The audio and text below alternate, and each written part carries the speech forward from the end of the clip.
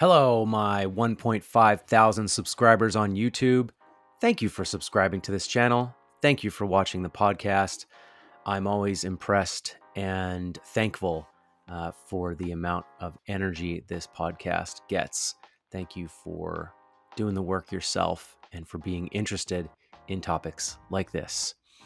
This episode is with a man named Todd Youngs, and from what I understand, Todd is an underground legend in the recovery community, in the 12-step community. He is a man who walks in multiple worlds. He has his own story of addiction recovery, and it is a wild story. He tells that story on this episode. And currently, he is about a decade and a half sober and is playing multiple roles in the community. He used ayahuasca as part of his early recovery experience. And now he is the co-founder of Natura Care Programs, which is an all-encompassing program that seeks to help people heal with psychedelics from addiction. And it's a 3-month program that culminates in the middle with a trip to Costa Rica and some plant medicine work. He talks about that. He talks about how to recover from addiction in his perspective. And it's just a fantastic conversation. Todd's a really exciting guy to talk to. He's got a lot to say. And I just really appreciated hearing from him. This is a topic that I'm interested in because I also have engaged this work myself, and I coach men who are engaging this type of work. The proper use, the best use of psychedelics in addiction recovery, right? There's sort of a line to walk there to make sure that you're in the right place with this.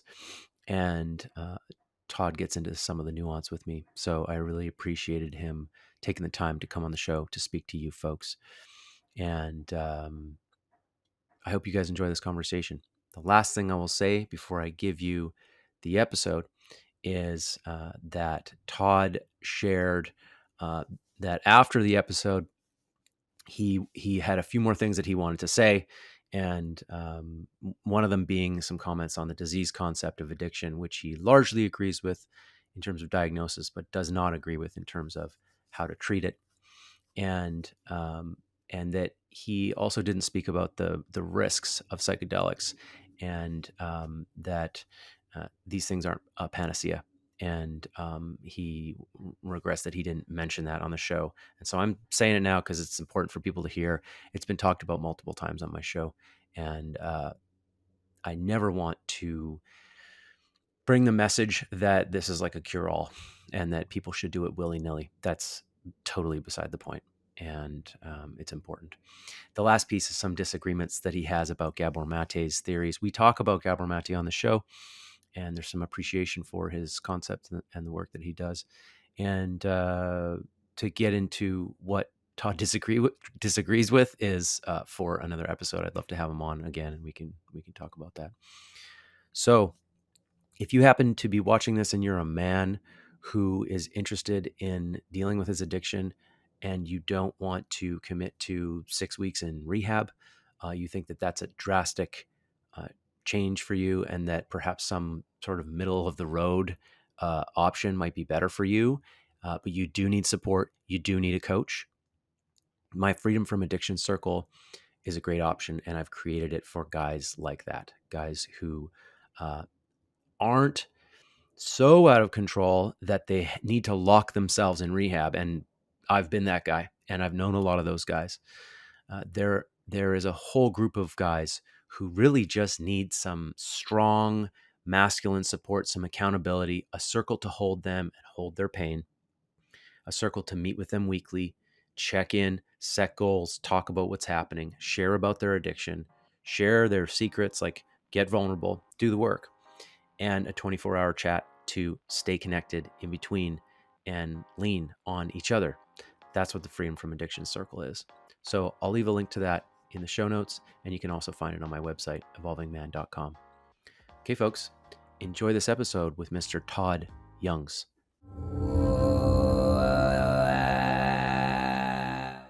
We are here because we are not all there. We are here because we're not all there, is what they say in the rooms, In the 12 rooms. step, Exactly. 12-step meetings. Todd Youngs, thank you for sitting down with me. I'm excited to have a conversation with you. Thanks for being on the podcast. It's my pleasure. Glad to be here.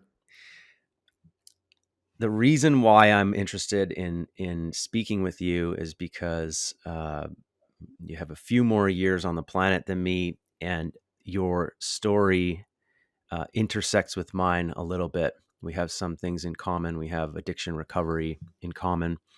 We have ayahuasca and plant medicines in common.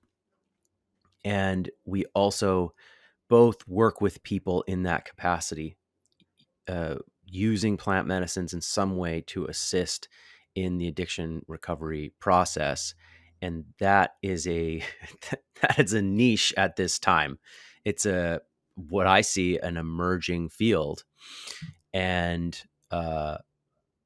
so I want to talk more about that with you. I want to hear your story. I want to hear how you see addiction, how you see recovery, and how you integrate plant medicines into working with people. So thank you for being here, and I'm stoked to have this conversation.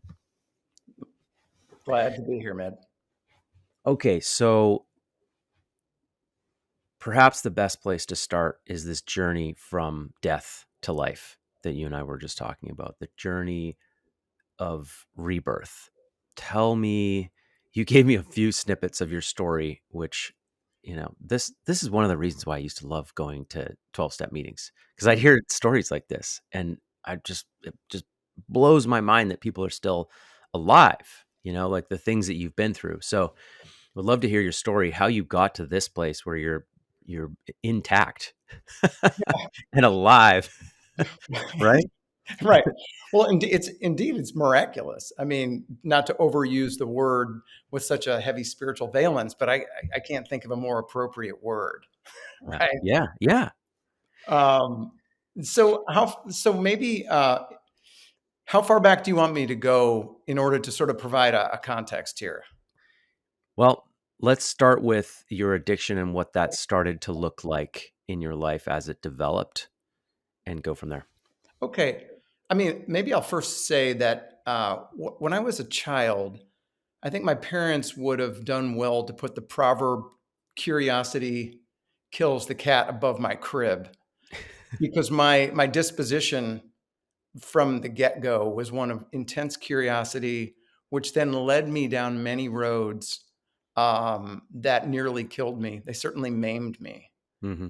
And so the sort of genesis of my interest in drug use was born more out of intense curiosity for altered states. Hmm. I So didn't. you had just this appetite Yeah. to explore everything, explore the world, explore consciousness, like, Yes. oh, what does this drug do? What does that drug do? Exactly. Now it Hmm. turns out that some of those drugs carry a lot more risk than others, right? Hmm. So I got into psychedelics when I was in high school. Um, and as psychedelics are, it's like pursuing all sorts of alternate realities. It satisfied a lot of my yearning for that creative kind of expansion. Hmm. And it satisfied some of my, maybe my spiritual yearning, because I was very much agnostic from a young age. I mean, I didn't believe in Santa Claus by the time I was 4 years old. That Hmm. was just my orientation was one of curiosity, but one of doubt. And maybe I've come to believe that there is this sort of a God-shaped hole in all human beings. Right. And I found my initial foray into psychedelic experience definitely began to satisfy some of that and started pointing in the direction of maybe some way to satisfy that yearning, right? Right. This desire to connect to Something bigger. something bigger. And like, I almost hear that there was this curiosity that you had was this like, what is reality? Sure. This question of what is reality, and I want to know reality. Like, is Santa Claus real or not? Right? Like, you had the type of mind that was asking that question, like, but is Santa Claus real? And like Totally. debunking it. I Yeah. was debunking Santa Claus when I was 4. Yeah. But so seeking a more reasonable alternative as a, 16, 17-year-old person, I started finding the glimmering or the inkling of some kind of deep, at least meaning on an aesthetic level, whether that came through music, community, or whatever. So I was a, young hippie exploring the depths of consciousness with LSD and mushrooms, and then with MDMA beginning in maybe, 1985. But the thing that also developed then, my curiosity also took me in the parallel dimension of what I like to call the dark side of bohemia, which was I got Hmm. introduced to injecting cocaine when I was 18. Wow. Started with crack when I was 18, September of 1985. So crack was like new on the scene, It right? was it was quite new, yes. Yeah. And I had already had some exposure to, sniffing coke, which quite readily I knew I liked it, right? I liked coke. It did something for my brain. I think I had a genetic susceptibility to that particular Hmm. compound. Then when I smoked crack, now we're upping the ante, right? Yeah. This is like a definite dopamine dump in the pleasure centers of the brain. Yeah. Then injecting coke took it up one notch further. But it also brings a lot of other distress along with it. So the euphoria of intravenous cocaine brings a lot of agitation and anxiety. And while it's very intensely pleasurable, there's a lot of undesirable side effects. And this is Mm. where heroin enters. Heroin in the mid 80s, where I lived in Seattle, um, heroin was commonly used as an adjunct to cocaine because it took the edges off the coke. Right. And in a sense, it was a rational companion to crack smoking and coke shooting. Then they call it a speedball. They call it a speedball. Yeah. Now, most there's a certain junkie logic to using these two drugs together, but in the long run, they potentiate their own euphoria and they potentiate their own peril. And so, in the Right. course of time, cocaine, which initially was the main show for me, that was my initial drug of choice, if you will, uh, fairly quickly became moved. Heroin moved it over. Heroin became the main show. Hmm. Cocaine became the cameo performer, and mainly for the reasons that heroin is physically habit forming, whereas cocaine is not. Right. And so that started in the mid '80s. It sort of derailed my academic flourishing. I was at the University of Washington in Seattle for maybe a year and a half, I think, starting in '85. I think I left school in 1987. In So you any dropped out. I Yeah. dropped out. Yeah. Academic life didn't seem to agree with my With your my your appetite. lifestyle, your lifestyle choice. Right. Yeah. So, but during those years, I was still involved in the psychedelic counterculture too. So there were a lot of other hippies like me that were on the one hand wanting to lead the life of peace and love and psychedelics, Mhm. but we were all nursing these much darker appetites of Right. heroin and cocaine. Those were So there was like this dark side. Like you guys were like, oh, we're waking up. We're fighting against the system, man. Like we're not going to be a part of this, and like we're checking out and dropping into like the true. And but the dark side of all that, the dark underbelly, was that a bunch of you guys were having, and you in particular, were nursing this Mhm. addiction that was actually just pulling you down. And it was the polar opposite, right? I mean, it's honestly, the hard drug world is the polar opposite of what we're aiming for with maybe an enlightened use of psychedelics. It Right. really is the dark side. So if we think of it almost in Star Wars terms, Yeah. you know, there's this Hmm. dark side and there's a light side to the force. Well, over time, the dark side won in my life. Hmm.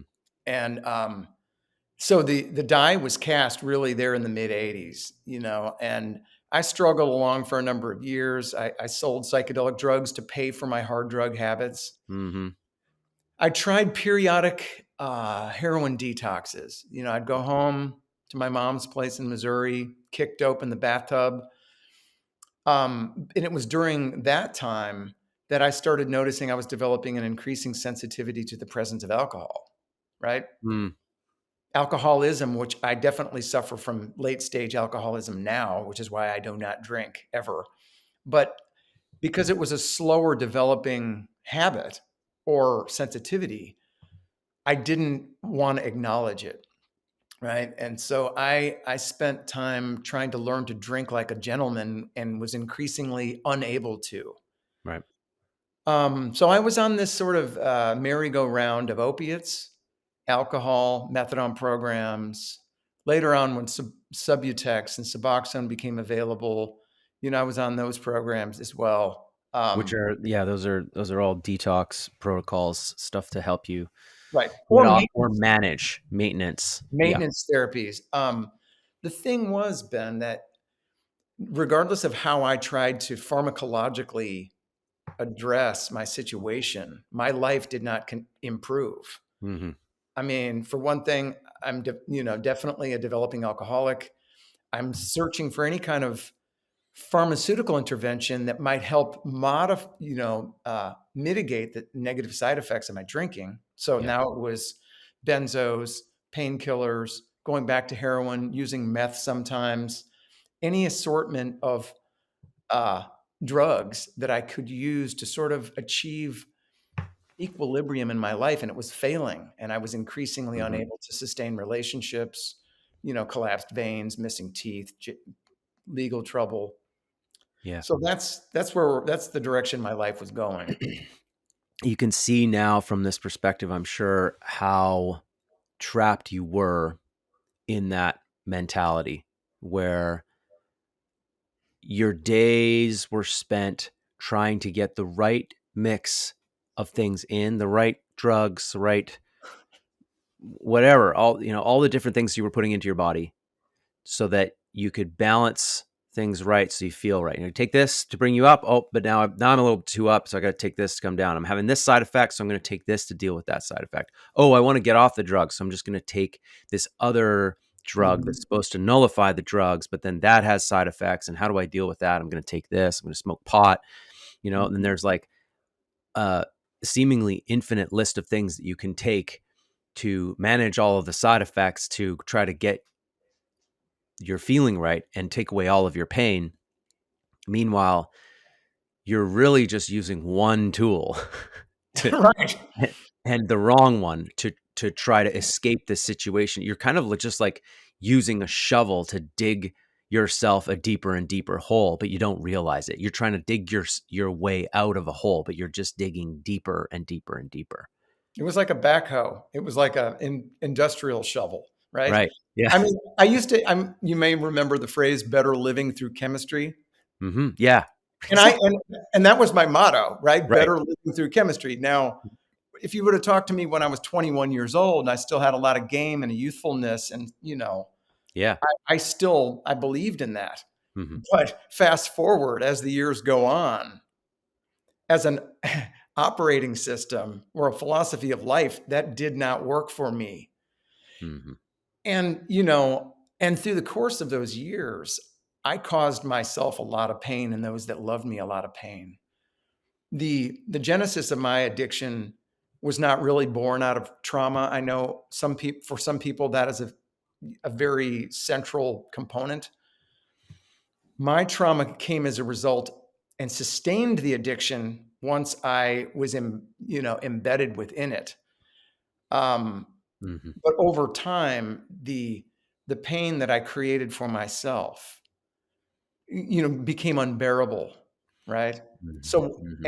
and each intervention, each treatment center, each outpatient, each inpatient psych ward, these as long as I kept running from the central fact is I hope this is okay to say this, I needed a God of my own understanding in my life.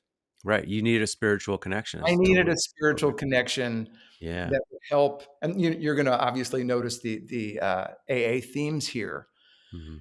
but that's really what I needed.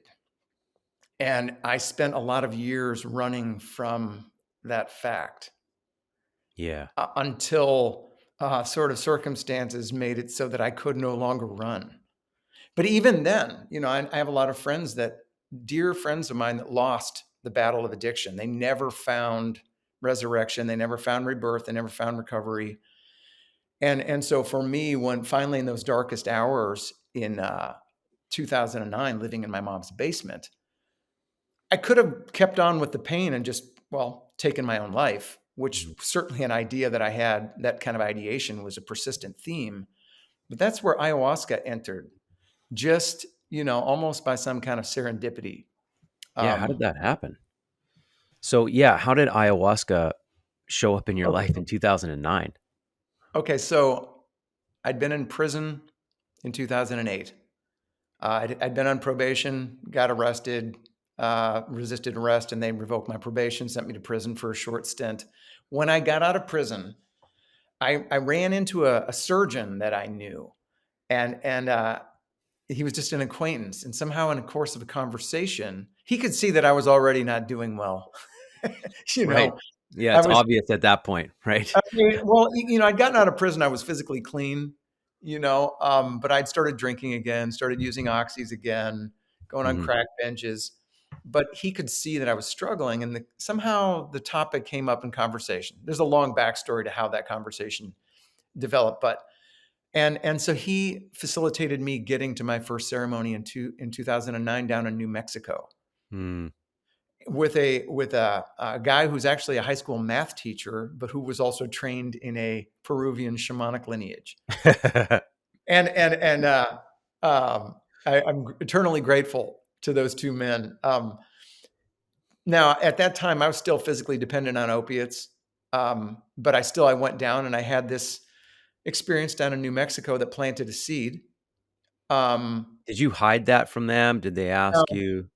I didn't hide it. They just said, "Look, can you not drink for a few days leading up? Can you just, because they understood. I mean, especially my surgeon friend understood the uh, the physical dependency regarding opiates. Mhm. So he said, "Well, look, can you just use the bare minimum so you're not in withdrawal and and Yeah. not drink because that's just going to cause unnecessary gastrointestinal discomfort that's unproductive." And so I was able to not drink that weekend, and I took a bare minimum amount maintenance dose.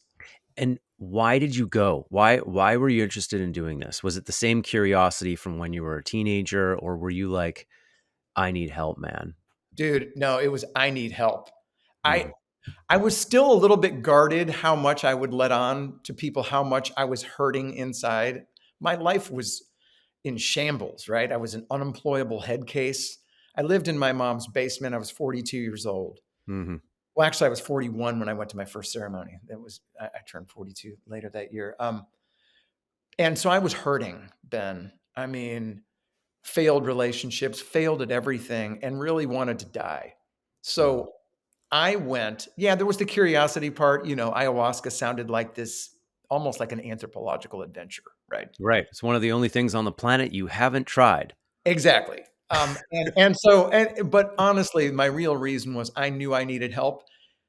There Yeah. was still a voice within me that was doubtful. How I thought I'd tripped a lot in my life. I thought I knew everything about psychedelics, but I thought this can't hurt. But honestly, a deep part of my agnostic, doubting self really didn't believe I was going to change. But I went anyway because I had no other options, right? Mhm. So I had this experience there. I wasn't clean yet. Came back home. That seed was planted. I started drinking again. Back to my normal daily consumption of OxyContin. Um, Drank myself into jail one more time. I was in a blackout, dope sick from Mhm. opiates and drunk and got arrested, got tased a bunch of times, woke up Oof. in the drunk tank. And, but Ben, what's very interesting is when I came to in the drunk tank, it was as though the experience from New Mexico came to me in that moment.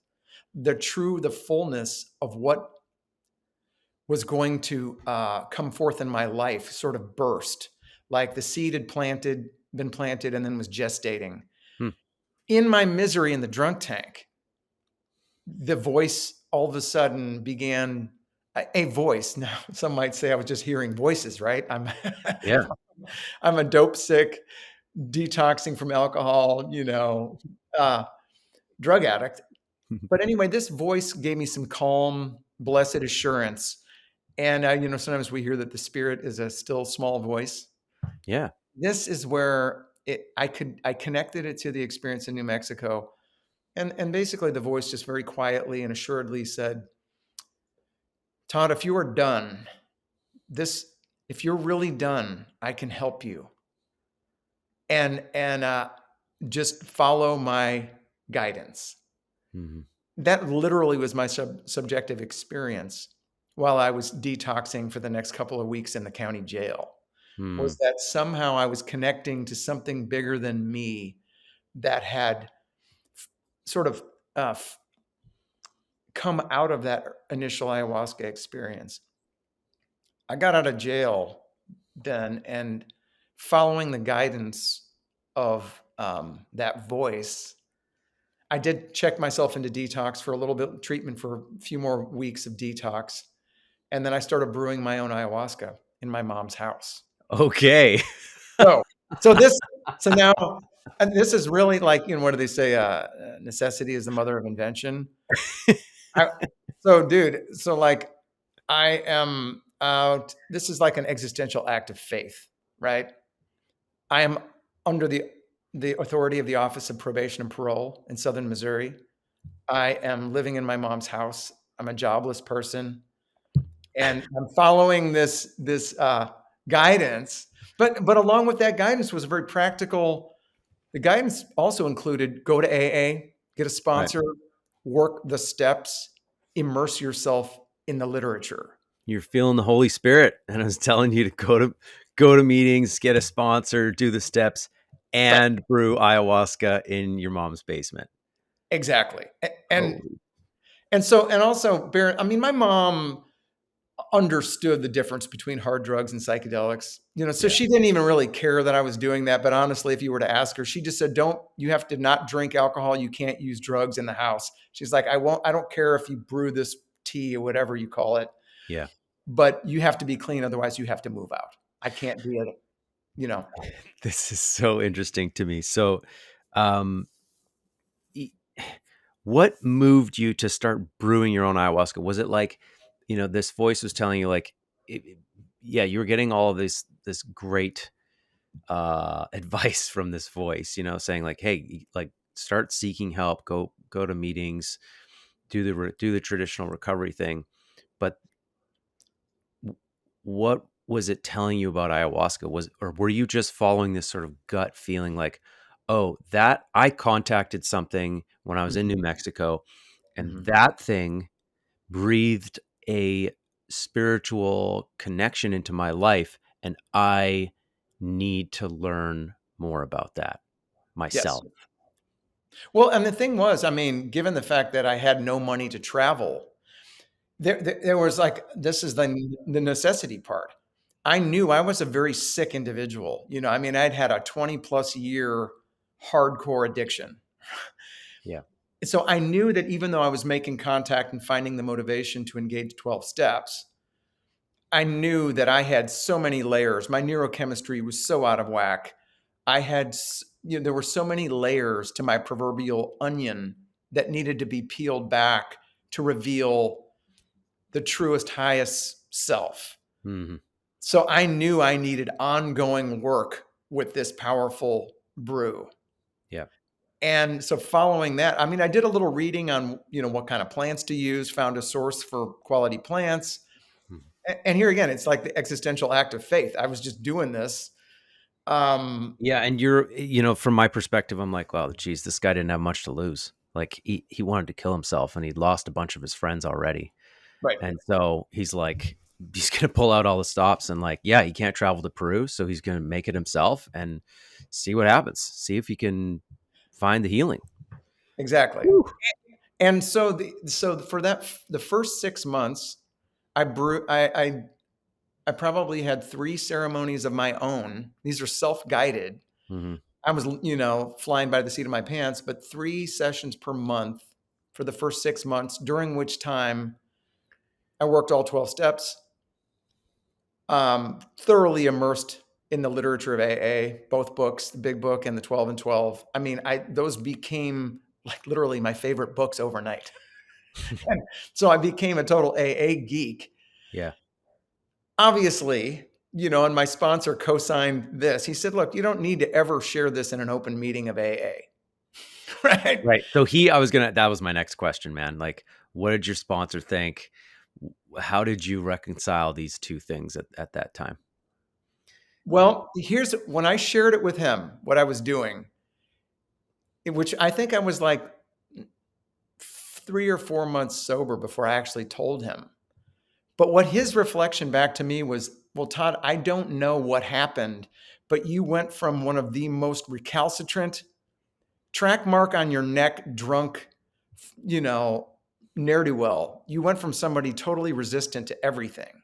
Yeah. And he said it was almost like overnight, you became extremely amenable to, he's like, I didn't even have to tell you what to do because you just were automatically doing what the book said and you took my guidance.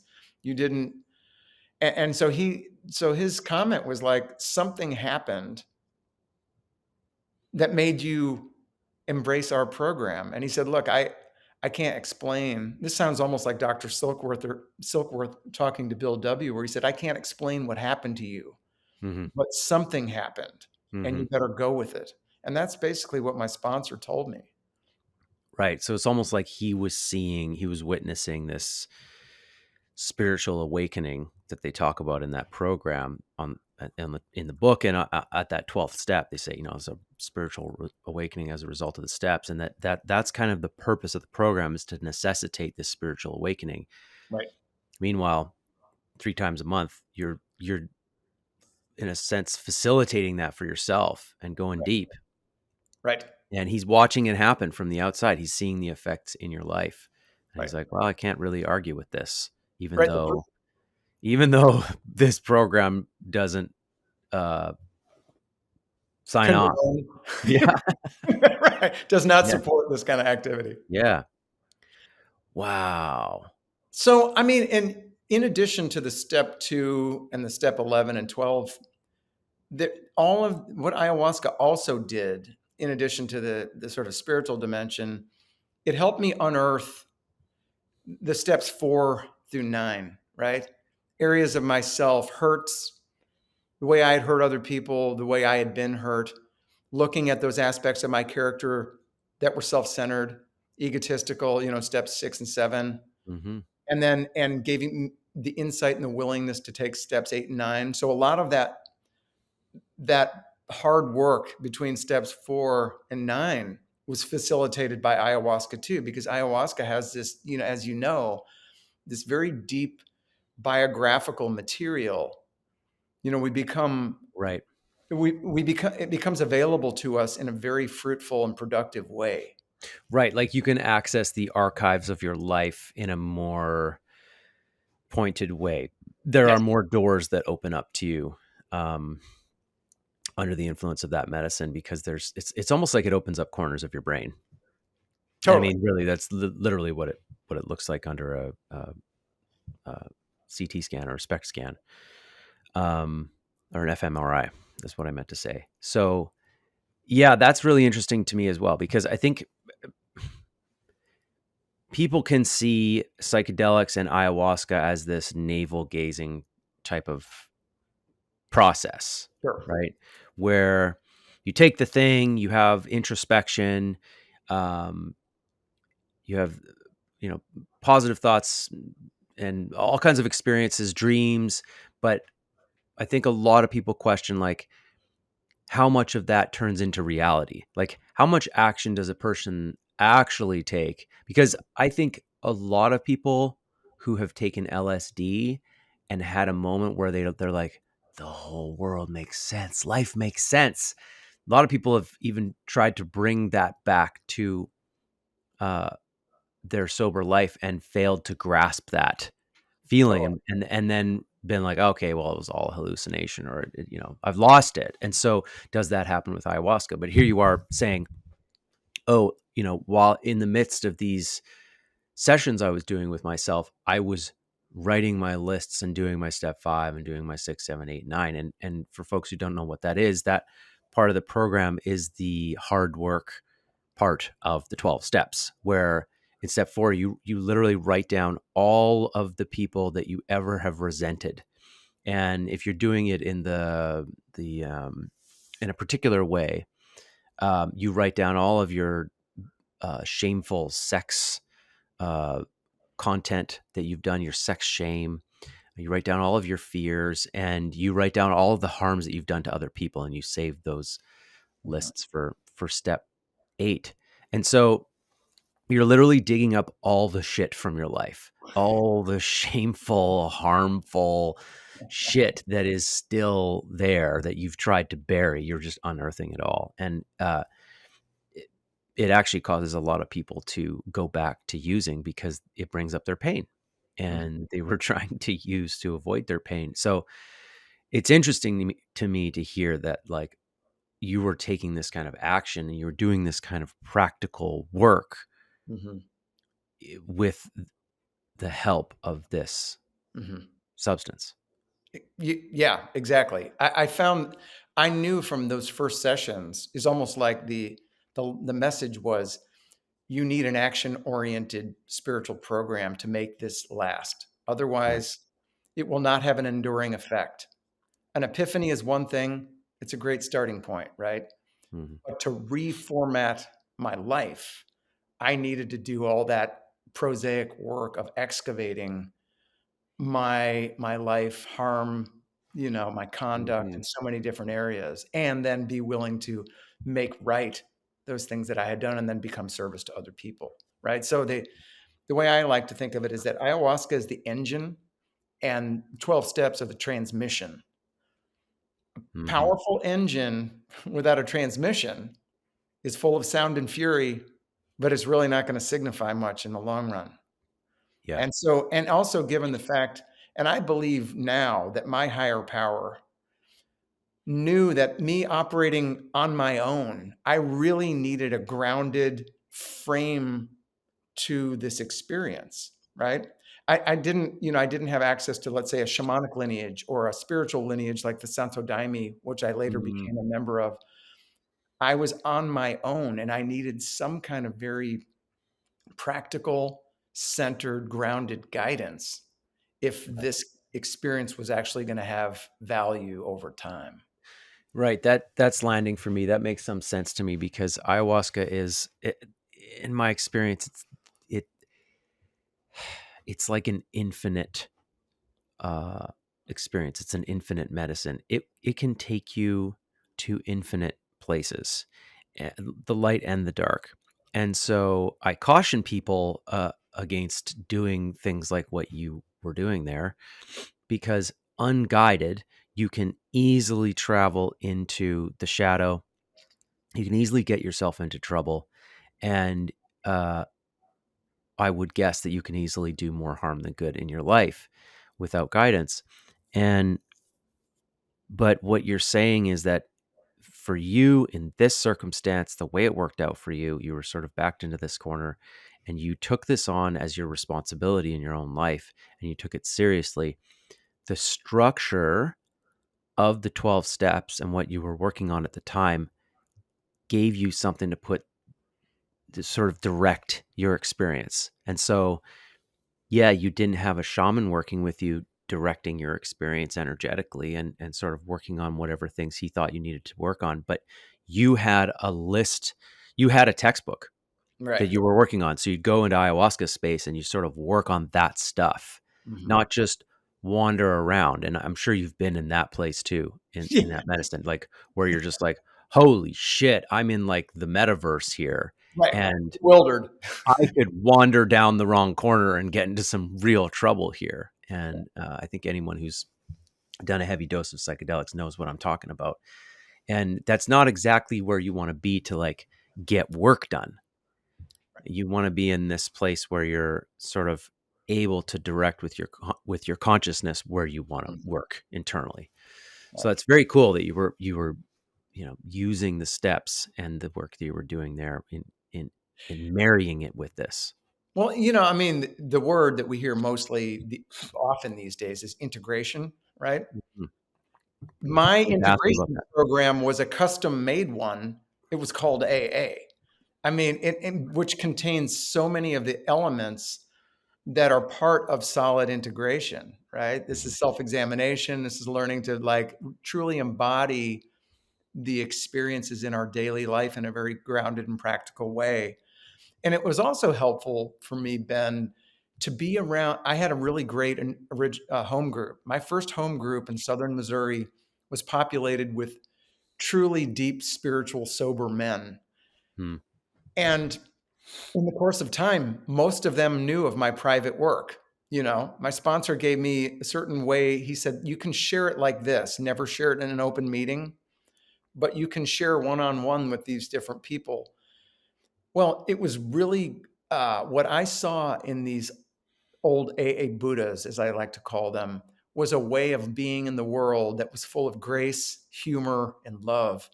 So they became my role models. I began, and I'm like, I had great sponsorship. I wanted to be like them when I got to be old, right? Mhm. And but also the thing with AA, it's a very grounded, discerning kind of spirituality. Even though there's this mystical dimension, it's an intensely practical program, and it helped me Yeah. discern. And I knew the men around me could discern bullshit on my part. If I came in starting to claim to be a healer or began to sort of exhibit sort of a type of spiritual bypassing or pink Mhm. cloud, I knew that they would know. Right. And that in itself is guardrail against some of the excesses in the psychedelic world, which is full of there's a lot of nonsense, Yeah. right? Yeah. There is. Yeah, so okay, so this is another element. You're using the structure. It's interesting that we're talking about it this way because uh, one time I went to a conference on addiction and this statistician was there and he was like, "I've spent the last couple years on a mission to quantify what works about AA and the 12-step programs. And I've interviewed thousands of people and I've got all these data points and I asked them all these questions. Here's what I found as a statistician that is the statistically significant results in the 12 steps. One is the program. The program works for people when they engage it, just like you're talking about. If you get serious about it, you start studying that book, even though it was written in 1935, even though there's a lot of Christian language in it, and they haven't changed it at all. Why haven't they changed it at all? Well, they haven't changed it at all because it seemed to work and they don't want to fuck it up. It works, right? It works for people who really engage it. The other piece is the fellowship, the community, Mhm, the accountability that you get from people really sort of seeing you and checking you and giving you feedback, the sponsorship, mhm, the fellowship sort of encompasses all of those things. And so here you're saying that was a really important element, mhm. because if I strayed, I was corrected, and w- we need that. Humans need that. We Like, need rules. I Yeah, mean, we want to imagine that we can go just like recover from addiction on our own in a cave and not have to expose ourselves to other people, not have to bring our shame and just put it right on the table and have people see it. We want to be able to just go off and do it on our own. But this is one of the crucial elements is mhm, having other people involved in our recovery, being seen, being witnessed, and having sort of that fire of that challenge of like, oh, you might want to watch this or go that way, and being directed towards our own evolution. We need other people's eyes mhm, for help. right. And it's Yeah. that connection. It's an accountability, it's connection, it's many of the things that I think I increasingly didn't have as a drug addict and alcoholic. I Right. didn't have connection. I broke communion with humanity, Hmm. right? And then so the accountability that came in those recovery, and I think it's important. Some of the fellowships that I've encountered were not healthy. I like how you Mm. made the distinction. There's the program, which is in the literature, and then there's the fellowship, which is sort of the container. Yeah. And not all fellowships are. as healthy as others. Mhm. I felt really blessed to have a really healthy one, and Yeah. that's what I needed. Um, so in any case, yeah, You it's a great. you got lucky in a number of ways, right? I feel like you got lucky with ayahuasca. You got lucky with the way that you were able to work with it. You had the program, and it was just really just about being around at the right time. I mean, still, the program's only been around 85 years. Before that, there was basically no help for Right. addicts. And you got lucky within that program to find a circle that was awesome, that was Right. really helpful for you. Right. And it's not always the case. People get mixed results with 12-step programs based on where they're at, where they are, what's available to them. Exactly. I wanted to make a point. The teaching also for me as a late stage alcoholic too. One of the things about being in a group, not just a drug addict, but also an alcoholic, it was important for me to be in a community of people that understood the chronic nature of, for instance, addiction. That may not map onto all people that are problem drug users or alcohol users. But for me, it was important that I digested and internalized the idea that my body will never be cured of its present a reaction to the presence of alcohol. Hmm. Within plant medicine communities, I have heard this theme and seen it end in disastrous results where people felt that the medicine had cured their body's reaction to the presence of alcohol. Right. Now, if you're an alcoholic of my type, which that is never going to happen, and I needed to be around other people that could reinforce that idea. And I'm basing, I have observed other people that got sober for a while, people who were late stage alcoholics too, who believed that ayahuasca had cured them of their alcoholism. Right. And the results are horrible. Like Hmm. in a couple of cases, the people ended up dying. And, so I think having a really firmly understood notion of what alcoholism is Yeah. came to me through AA. Now, I will admit that not everybody with an alcohol use disorder, not all people can, some people can do moderation management over a period of time, right? Yeah, some people can, but I think the point that you're making is really important, and I think sometimes the message that goes out from folks like you and me who do work with psychedelics as a tool uh, can be received as uh, this heals your addiction in a way that you can go back and use your drug of choice or your process of choice. Uh, and not be an addict anymore, right? If that's what it looks like, right? If that's what recovery looks like to you, to be able to use normally, to use some quotes that I've heard 1,000 times from people. And even I myself have a article on my website that says like, I healed my addiction with ayahuasca. And it's kind of a clickbaity title. I I I do believe that I am healed or have healed significantly, but I am not going back and using the same things that I used. I don't use alcohol and I don't use cannabis.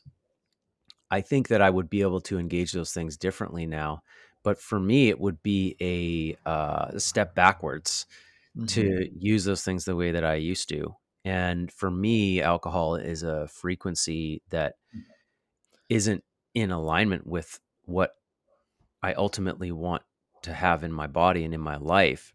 Right, So, and for me, healing is not measured by can I get drunk and right, not be an alcoholic anymore. right, Healing has to do with my, you know, tendency to run away from my pain and want to escape my life. And, uh, you know, to the extent that my wounds are running me, right. controlling me. And so, um, yeah, I think you bring a good perspective here, a grounded perspective that is necessary because spiritual bypassing is very possible in psychedelic spaces, and we need a level of, if you want to go up really high and fly really far up in the clouds, you need a really strong tether down on earth so Mhm. that you don't get lost, if that makes any sense. Well, it's And like growing roots. We need to be firmly rooted in the ground and the earth, mhm, and for sure, yeah.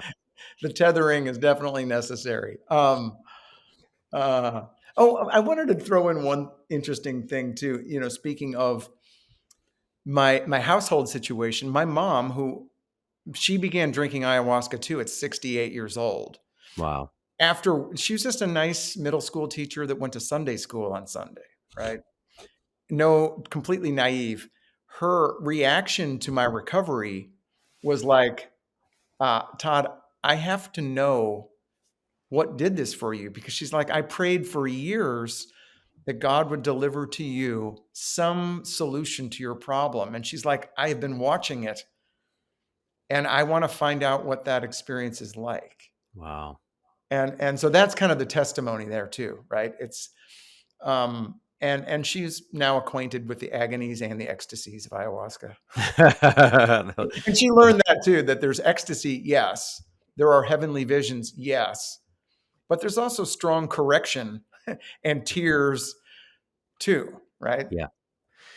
That it's interesting you say that. I feel like my own mother is a a little bit surprised at my change that's occurred in me in the last 10 years, and pleasantly surprised and really happy, and we have a really good relationship now.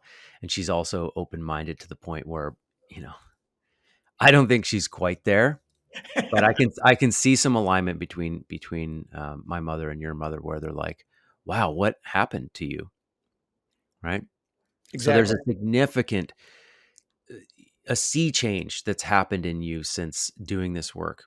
Mhm. And you're 12 years clean, is that right? 14. 14. Okay. 2009. Yeah, 2009 is my.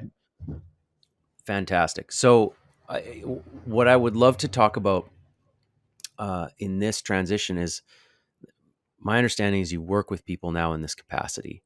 Alex Olshansky, who was previously on this show, Mhm. works with Natura Care Programs, and you're co-founder with Right. Alex and Selena De Leon. Selena De Leon. And so that's really interesting to me, because I think this is an emerging field. I think that 20 years from now, there will be many more places that people can go to um, recover from addiction, programs that people can join to recover from addiction that use psychedelics as a assistance or as a tool.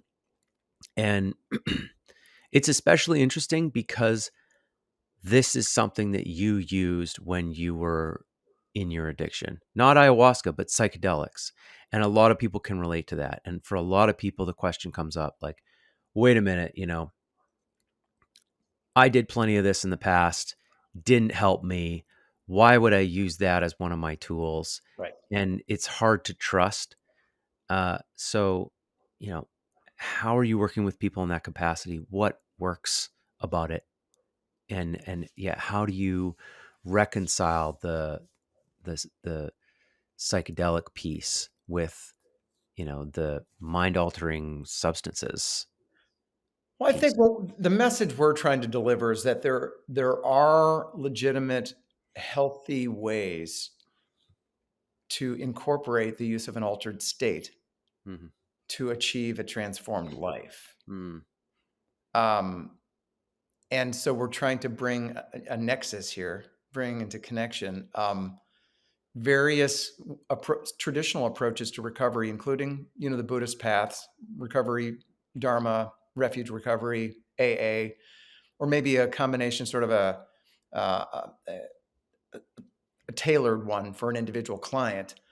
But we're trying to expose people to basic understandings of what recovery is, what addiction is, the elements of addiction, and to see or deliver ayahuasca as a catalyst for that. Because I mean, Right. and to reframe the conversation around it, that there is a certain way to use these experiences together that are Right. beneficial. And usually the doubters, those that make the comment that you just made, which is that, well, I took lots of psychedelics when I was young and it didn't do any good for me then. So what could be different now? Well, there's a certain, usually when people arrive so desperate, they're willing to try anything. They can, they may not get the co-signature of those that love them or their treatment counselor, but sometimes people arrive so desperate for some kind of change that they're willing to revise their way of thinking. Right. Right. Yes. Yeah. And I think the key for us was, or our aspiration was to expose people to a number of different ways of getting better, whether it was smart recovery or the Buddhist path or AA, and then educate people in those things, educate people about the plants, educate people about the nature of addiction, and then how to use these very rarefied, powerful experiences as a way to catalyze willingness to engage any of those therapeutic sort of paths. Hmm. I mean, I think we're all familiar with the honesty, open-mindedness, and willingness, the Yeah. HOW acronym. But the thing is, those, while they're easy to say, it's very difficult to deliver those three ingredients to somebody that's a hardcore addict. Ayahuasca can deliver those ingredients, at least in some measure. And so then Mhm. taking that willingness to engage in change, or maybe even the larger theme, going back to what we were talking about at the beginning of conversation, was hope. Is change possible? That's something that people show up with, not even believing that it's possible, right? Mhm. Let Mhm. alone whether they have the willingness to do anything to change. They just don't believe it's possible. Yeah. And so, Yeah, so there's this therapeutic opportunity yeah, in a psychedelic experience that is not always taken.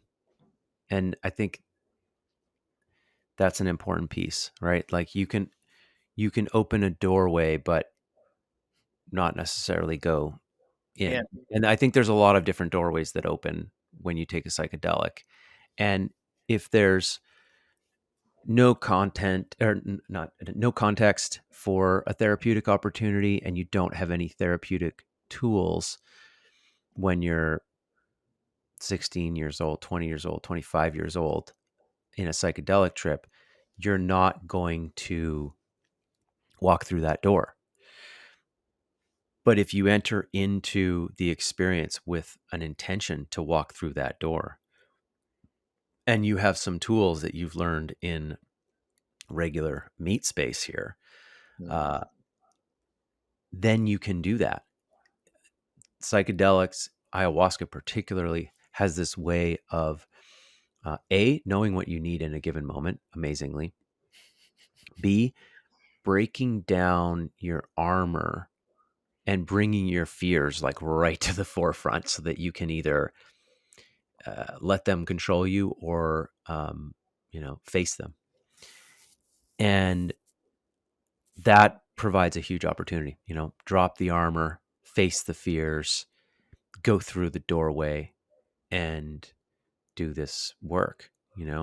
I've done lots of somatic training, mhm, and I've never done somatic experiencing with a therapist, but people speak very highly of that work. Many of the people in my life have done that work, and I've always kind of wanted to do that work. I was provided an opportunity in ceremony a couple years ago where I very clearly, viscerally saw my nervous system as sort of separate from my consciousness and saw it get activated in the presence of a memory that I had of my brother. And, he was my bully, basically, to put it simply. And I was able to do somatic work internally to sort of calm mhm, myself and sort of work with my nervous system to heal a little bit, um, while feeling that sense of danger in in that space, in the ayahuasca space. And I can definitely say that I never have had that opportunity other than in that moment where I could sort of separate my parts, do this sort of internal family systems work in a sense, Mhm, and mhm, then like work with the different parts. And it makes sense. Ayahuasca actually blows apart your mhm, concept of reality and breaks apart all of these different parts within you, mhm, and you can kind of interact with them. mhm. And so yeah, that's just one example of the opportunities that I've had to do practical work in that psychic space. Indeed. And that's kind of, when I work with individuals, whether it's because I do coaching also and spiritual counseling and spiritual direction is what I call working individually with people using ayahuasca. But Mhm. the preparation and what I've found is so many of the people that come to me or that come to Natura Care are people that have been surrounded with different somatic therapies, talk therapies, and all of the salient elements of those programs weren't able to take root in them. They just were stitched Mm, and blocked off. And it's in that very open state with a carefully guided, whether it's an individual session with ayahuasca or in a group setting, where people can find maybe a renewed interest or maybe even an initial interest in what these therapeutic approaches have been offering them all the time. mhm, And I'm mhm. sure you see this with guys that you work with too, that where there was resistance or disbelief, the as you said earlier, there's an opportunity or an interest or an Yeah, inspiration to like, oh man, I can actually do this. I yeah. feel motivated to wake up every day and meditate, Mhm. like, and really look forward to it, not as a chore, but as something that we truly love to do. Yeah. Yeah, I only do work with psychedelics with guys that I've worked with for a long time, Mhm. and I definitely see this. Uh, it's like there's all of these things that click into place Yes. when they start doing that work, Right. right? And their evolution is greatly accelerated. Just like where there was sort of 10 different prongs of different sort of sides of themselves that they were working on, they all kind of came into alignment and they were able to integrate it all. Right. So that's and I mean that's what was happening with you in And your early recovery. total yes.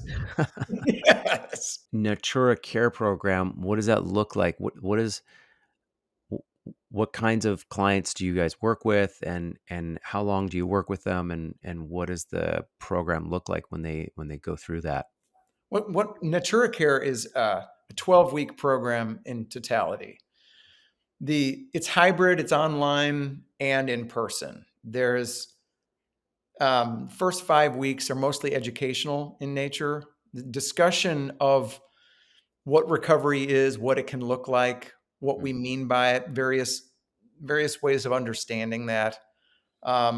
Some of the elements of addiction, um, ways to meditate. So it's mostly educational, right? And right. we meet online in group sessions. We also do individual counseling with people during that initial 5 weeks. Um, Group counseling, individual counseling, and then educational material, some of which can be done asynchronously through a learning portal where Mhm, we put sort of curricula together and put it there so that people can do it at their own pace. After 5 weeks of that, then there is a 2 week immersive retreat in Costa Rica mhm, at Posada Natura. And during that time, there's a series of ayahuasca ceremonies there conducted in a Colombian traditional way. mm, Selena is trained in a Colombian tradition herself. Um, and then, so there's all of that community sharing, eating together, processing together, just being together for that 2 weeks. mhm, And then there is 5 weeks upon return home. Then there's 5 more weeks of continued education and integration mhm, of the experiences. And it's a way for people to put into practice the tools that they learned in those initial 5 weeks. Uh-huh. Wow, that's amazing, man. I'm sure that you're getting great testimonials from that program and that people are making huge changes in that time. You're I see how you're basically recreating what you did for yourself in those early days, right? You're creating a structure to follow, a bunch of curriculum for people to learn and understand. You're giving people a bunch of tools for meditation and for healing and for contemplation. And you're also giving them the fellowship and the connection with other people and the Right. opportunity to debrief and to debrief, to process together, to be seen and to see. And and then you're adding the psychedelics, Right. yes, the medicine, and with and a practitioner of the medicine who truly knows what they're doing, which is even better than the situation that you had, right? So that's all the right ingredients. Yeah, that's fantastic. Right. Yeah. And because we're looking to address the four components. We look at addiction as a bio, psycho, social, spiritual condition. Hmm. And all of those need to be satisfied in good measure if we want an outcome that's, beneficial. And Yeah. so we're doing our best to address all of those, whether it's, well, yeah. So that's the whole program. And also it's interesting for me too, since Selena's trained in a traditional lineage. My path was obviously not traditional. I It's nice for me to collaborate with her at this stage, having worked with the medicine in my own sort of heterodox way for so Yeah. long. Now, it's true I also learned the Santo Daime, which, if you're familiar with the Right. Brazilian, which is different than traditional shamanism, but nevertheless, it brings a whole set of learnings, teachings, and ways of approaching spirit, ways of approaching life, and ways of approaching the plants. And so I really feel it's a great gift for me to have been able to participate in multiple um, ayahuasca settings and learn Yeah. from them all. Hmm. It really feels, I like the eclecticness of it. Yeah. All the while nurturing your own relationship to it, because in the end, I really like to tell people this is that, like, in the end, you are your own healer. Yeah. You're interfacing with all of these different tools and medicines, and not all of the medicines are psychedelic or something that you put into your body. By the way, folks, we talk about that a lot on this show. It's like there are plenty of medicines that are um, techniques, you Mhm. know, breath work, meditation, etc. Types of therapy. Those are all medicines. They're all medicinal in their own way. So, but you're interacting with all of those things, and you are your own healer, Right. you know, and the medicines help.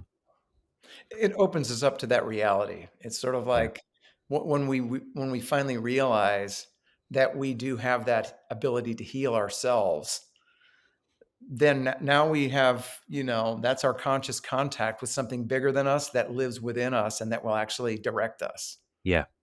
you know. Yeah.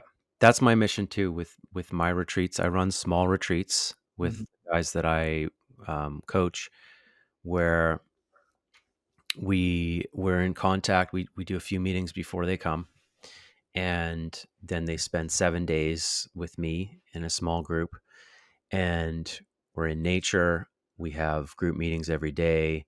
We share, we talk about our fears, we talk about our hopes, our dreams, our intentions. We Mhm. do breath work, uh, bigger, longer sessions like holotropic type breath work, and also, um, shorter, sharper, Wim Hof and Mhm. Qigong. Mhm. Lots of time in nature, lots of time journaling, 3 sessions of ayahuasca with a curandero that I trust, who's in the Shipibo lineage from Peru. Mhm. Integration sessions throughout the week. We actually do one session on day 3 of the retreat, and then we take a break day, and then we do one on day 5 and day 6. And then we have an integration day before the guys go home. There's a structured diet so that the guys are clean and open and ready. Mhm. We do sauna and cold dunks and all of the things. Try to bring all the medicines in. Um, you know, group time, self-reflection time, so that guys can connect to nature, connect to themselves, connect to all of their medicines, and pull in all of their different threads that they've been working on throughout all the years and integrate them all in at a deeper level than they ever have, and go home feeling more connected to themselves, to other people, and to their spirituality than they ever have. Mhm. And for me, that's healing addiction, right? Is that addiction is really something that fills this hole that occurs when you feel disconnected from yourself, disconnected from other people, and disconnected from spirit. Mhm. And when you deal with that, that's the root. The root is not the drug use or the behavior. Mhm. It's that. And when you deal with that, that's true recovery, Right. right? Connecting with something bigger than ourselves and each other. Yeah. And something I like to that one of my refrains is that through the process of recovery, we learn to live ordinary life with extraordinary love. Mm, And so this is this process of waking up and growing up and reconnecting and just being able to celebrate the gift of life. yeah. And I think once we get a hold of that, well, it's the kind of thing, it's the sort of experience that we will gladly devote ourselves to advancing once we've experienced and tasted of that fruit, Yeah. right? I mean, to be able to share that with as many people as who would have it, you know, and just to make it available because, there was a time, I think of just what it was like when I didn't want to live anymore and where I Mhm. am now, where I can't wait to wake up every day. Yeah, it is a freaking miracle, Todd. Like I have worked in 4 different rehab centers, and I worked with addicts for on and off for the last 20 years for sure. And the number of recovering crack addicts and recovering heroin addicts that I know who um, are still really kind of buggy, like Mhm. either really buggy and just like, "Nah," like running on this like really high rev, Uh-huh. uh, or this sort of uber depressed, like complainy, like really sort of Mhm. drowning in the depression, is Mhm. really common with recovering heroin addicts. Mhm. And you were you were doing both things, but I get this sense from you that yeah, like what you just said, you feel really blessed and grateful to wake up in the morning, and there's some a calm and clear energy in you, and like you're comfortable in your own body, and that is super rare in recovering addicts. It's Right. super rare, and for someone who used as long as you did, for 22 years or 24 years, uh it's just a testament to like something has happened. Something really big has happened in this guy. This is just what I see from my side of things, and it's worth noting for people. Something big's happened here.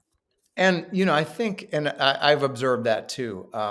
One of our hopes with Natura Care, or even the work I do personally, is that if we can just enhance the success rate by, a certain, statistical margin, if this message can transmit or enable more people to be able to fully experience the blessings that the program sort of promises, but that so Mhm. many people fall short of actually, finding. Mhm. That's our goals. Like if we can just, Mhm. raise the bottom so that more people can find that place of centeredness, calmness, groundedness, joyfulness.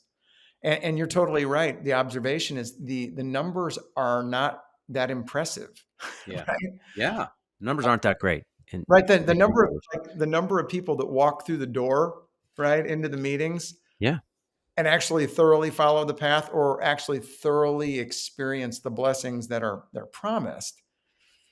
The disparity between that is a little can be kind of depressing, Yes.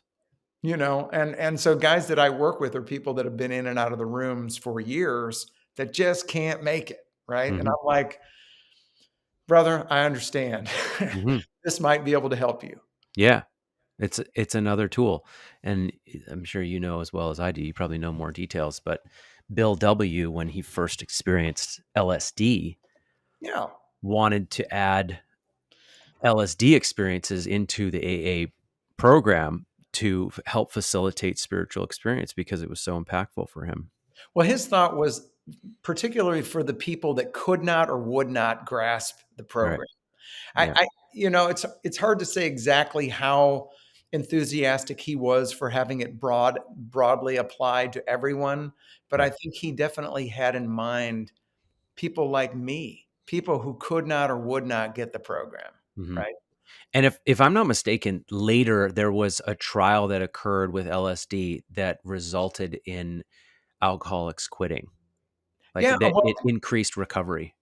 actually at the very same time, I mean, Bill came to know of Humphrey Osmond and Abraham Hoffer who were doing that work in Canada.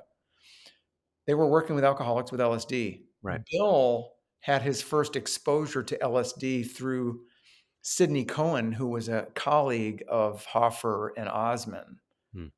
So they were ahead of Bill. Bill opened up to the idea himself Mhm. after Mhm. reading of their work. Mhm. Mhm. Um, Exciting stuff. Yeah, so I think the last thing that I wanna share is really around, it's hard for people to make this jump sometimes. It's like, uh,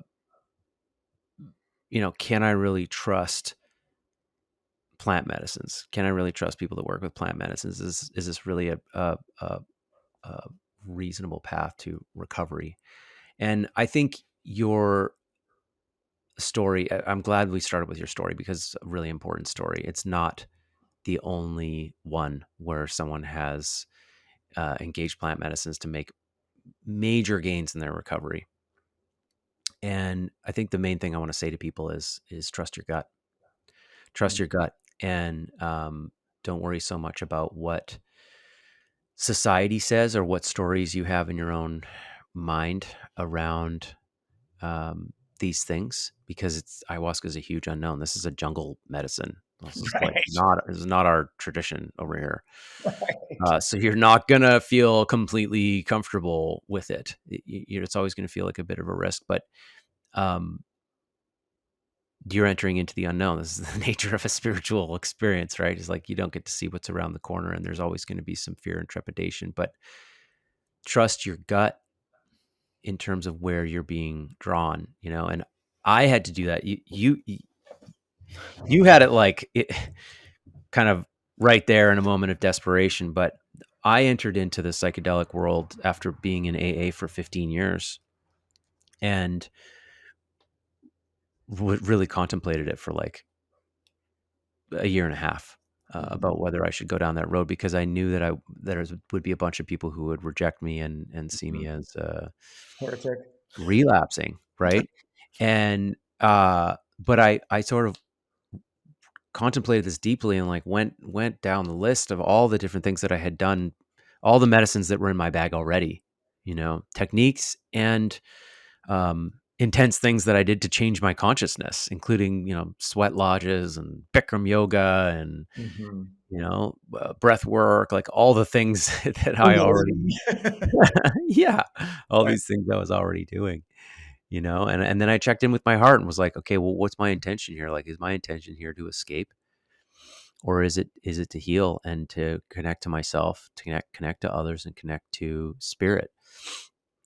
And I believe we all have that connection to our heart. No matter what, we can feel that. I think the voices really can get really quiet, but it's always there, and you can always feel that if you search deep enough. And for me, I was like, okay, I sign off on it. And so I'm going to just have to like walk into the woods here and cut my path, you Yeah. know? And I don't regret that. I don't regret listening to that voice inside. And I assume you don't either. You had that No, voice. I don't. I wouldn't be here if I didn't follow the voice that I first heard. I would not, there's very little chance that I would actually be a Yeah. breathing member of the human race. Yeah. Um, it's interesting. I met my wife in the rooms, right? She had been sober for a couple of years, but this going to like what you did, you came to psychedelics in recovery later. That was the same way with her. She worked a program, she was totally sober, but there were certain underlying causes and conditions that she intellectually was aware of, but that she couldn't gain sufficient depth with on an experiential level to resolve, right? Mhm. Because I mean, there was trauma in her background. She did have early trauma that, some people do have. And so her coming to ayahuasca, not at I didn't ever try to entice her to do it or advocate for it. I just lived, as we say, attraction, not promotion, right? Mhm. Yeah. And she came to it that way and found really powerful release and resolution to a lot of issues that she knew were there, but that she somehow could not access simply through therapy or the steps. Mhm. And Mhm. and I think this is another message too. Like in my story was that it catalyzed my whole change. Other people come to ayahuasca because they've worked as hard as they possibly can in a traditional, manner and find themselves not able to get as far as they need to go. Uh-huh. That Yeah, that's a really important point. It brings up for me that this kind of like hard-nosed, closed-mindedness that can sometime occur in people in recovery, in 12-step programs. You Mhm. get sober a certain way, and then you can get really hard Mhm. about that way because it worked for you, you saw it work in other people. It becomes the only way, and you become really rigid about not deviating from that path. And that's a place where I was at. I was like, it was like 15 years in, and I was like, okay, I'm kind of looking for more here. I want to grow. I want to go more deeper. And the people that I was checking with about like, hey, should I do this or not? Like, they were like, no, it's not worth it. You could lose everything, right? Don't don't reinvent the wheel. Don't break something that's already working. And I understand that argument. It's just Mhm. not how I'm built. And I want to keep growing. And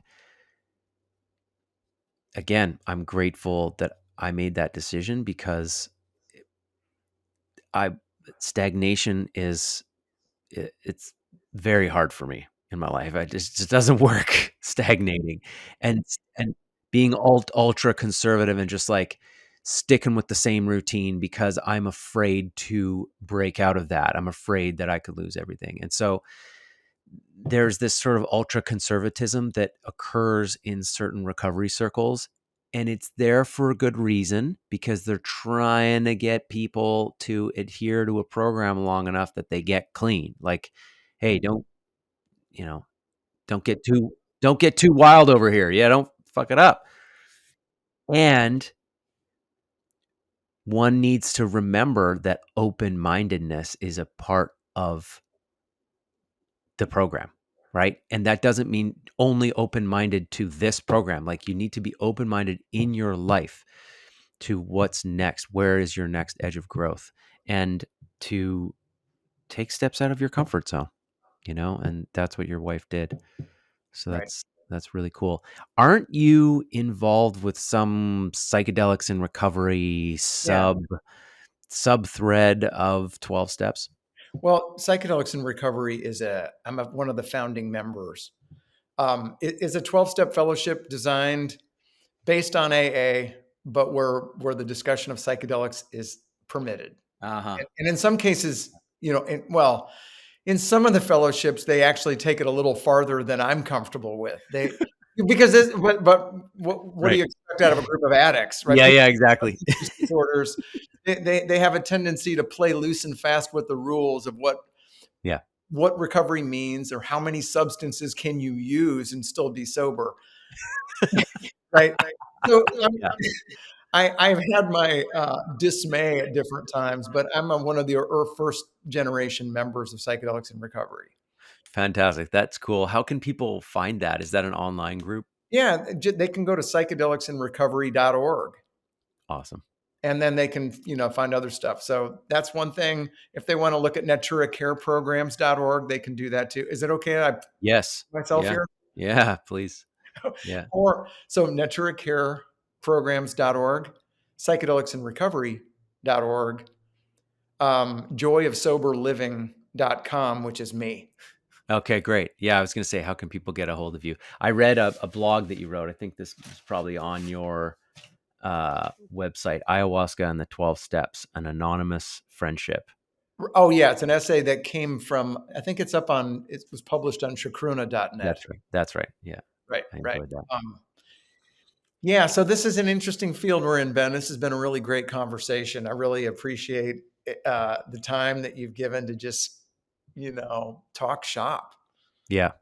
Thanks, Todd. Really appreciate it. Definitely consider you a colleague in the space. And I appreciate the work that you're doing with people with Natura.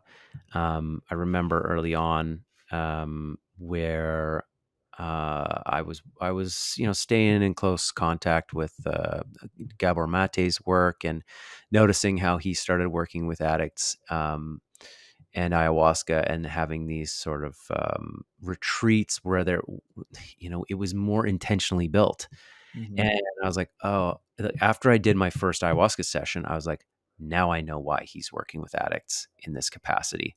That I Right. know that I had been surrounded by criticism of him, uh, and but once I contacted that medicine, I was like, this is why he's doing this because he's bringing, there's the medicine and the practitioners, and he's bringing his depth of knowledge of how to create recovery for Mhm. addicts and this the space to integrate and talk. And I was like, we need more people doing this. Just, taking this tool and adding all of the other elements to it. All the other elements have been around for decades, group process work and, what is recovery and like the education, like all that stuff's been around for decades. So has plant medicine. We're just integrating all of those things in together. And so I love that you're doing that. And I have a lot of hope for Natura Care Programs to continue to grow and expand and for you to impact hundreds, maybe thousands of people in your time. Just keep carrying the message, keep living the message, as we say. Yeah. Oh, and I wanted to thank you too. I think it was back in maybe 2018 that Alex, I think maybe he had a Yep. conversation with you because Yep. he was at that juncture like, "Can I do this?" Yes. Or maybe it was 2017, "Can I do this and still be sober?" Yeah. And I think you had given him a thumbs up, and you said, "There is a way to do it." And then also, Selena's husband, Brian Anderson, who's my good friend at UCSF, he's a psychiatrist there. He told Alex sort of a rejoinder to what you said. He said, "Why don't you reach out to my friend Todd? Because he's been sober for a while, and he Yeah. can help, allay some of your fears around whether or not there's a way to do this that's legit." Yeah. You know, Yeah. And here we are, keeping each other accountable and, giving back. So, yeah, Alex Olshansky is another ally in the work and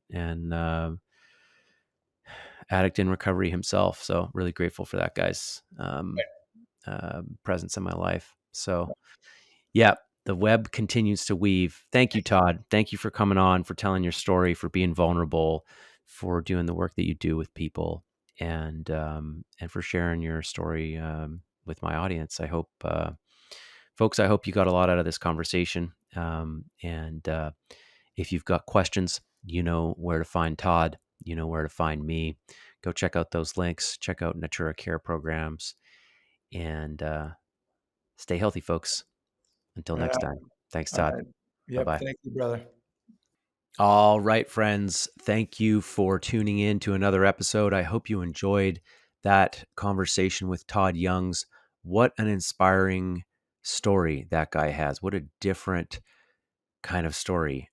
Something I've never really heard before. And for me, it just opens more doors of possibility for how people can recover, how people can get better from addiction. So thank you to Todd for being yourself and for coming on and telling your story.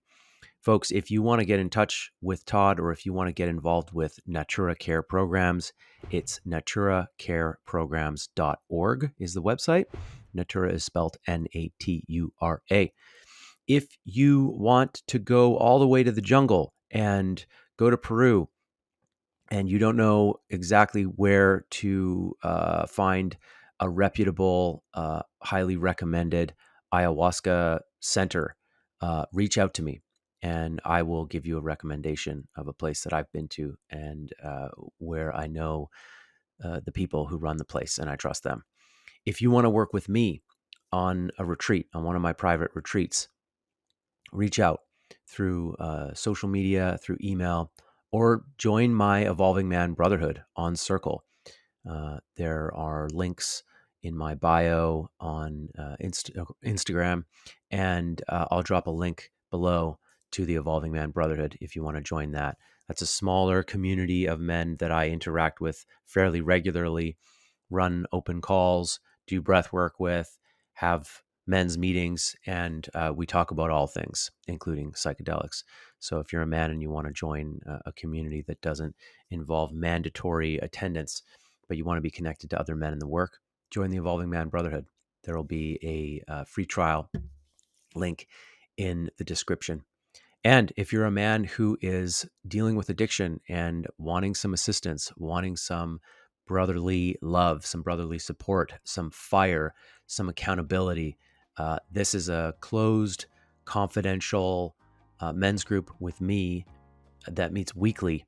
And there's individualized care, treatment plans, and execution and brotherhood support. That's the Freedom from Addiction Circle. And if you're interested in that, there'll be a link for that below as well.